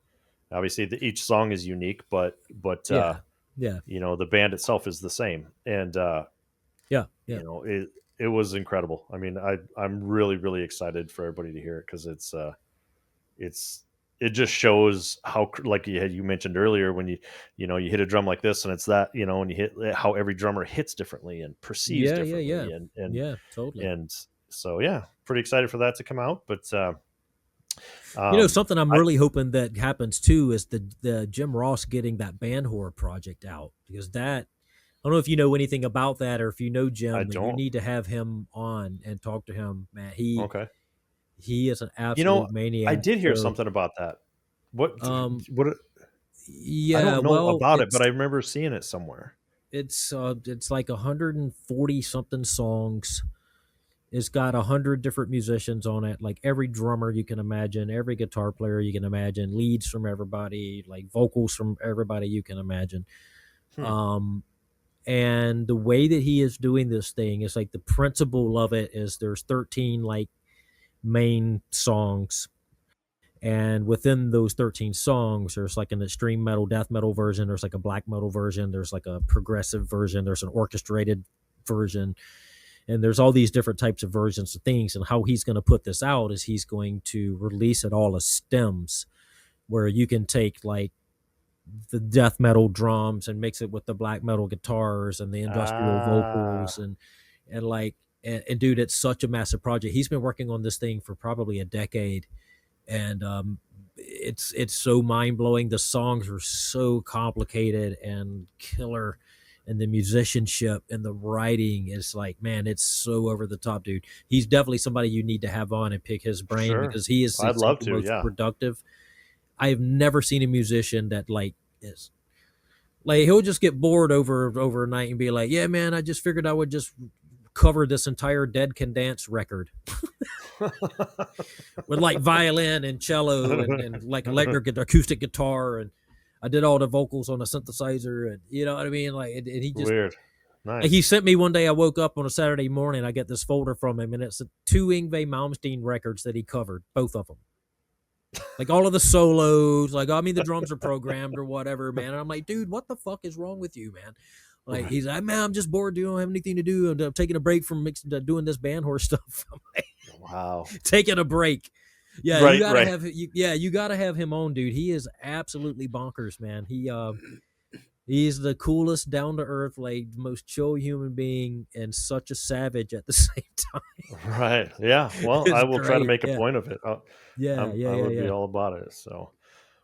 He'll probably have you doing he'll probably have you doing some type of something for his project. You know, you get him involved, and he'll be like, "Hey, man, you want to do vocals, or you play bass, or you play anything? You want to do, put something on it?" He's a funny Sweet. dude. Well, dude, I greatly appreciate you taking time to sit down Yeah, and totally. just kind of shoot the Anytime, shit with me for a while. So, um, definitely. you know, Dude, I love the guitar. It's sitting right there. good, good, I've been shredding good. solos on it, actually, for the Serpent stuff. I mean, kind of like I gravitate towards that one for doing some shredding. Right on. So Well, it's fun. my pleasure. And Yeah, man. you know, it's always nice to actually get into a deeper connection with someone. And, you know, it's like when you go through and connect on one project or another, it's so easy to let things slide, and then your communications are just, you know, a text or an email. And I Right, try right. to when I do have some type of good connection with someone, to just, you know, work hard to cultivate that relationship and whatnot. And I think Absolutely. I should be back down home in June, down in Florida. So maybe Oh, cool. maybe we'll try to shoot over and grab a Either couple that, or hours. I'll swing over that way. We're actually heading over that way tomorrow, over to Naples. So, Oh, sure. yeah, we go over and Yeah. ride the roads over there a lot, looking for snakes and shit. So we're over there a Right good bit. on, man. Well, we'll stay in touch, of course. And again, thank you very much for sitting down with me. And it was a pleasure to get a deeper story on you. Definitely, anytime. Uh, all right, brother. Well, take care of yourself, and we will Thank talk you, to you brother. soon. All Talk to right, you man. soon.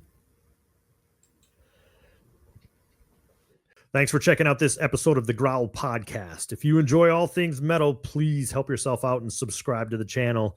If you have any questions or comments for any of our guests or myself, please feel free to leave them below, and we will try to address each and every one of them. Like these videos, share these videos, and help spread the word of the Growl.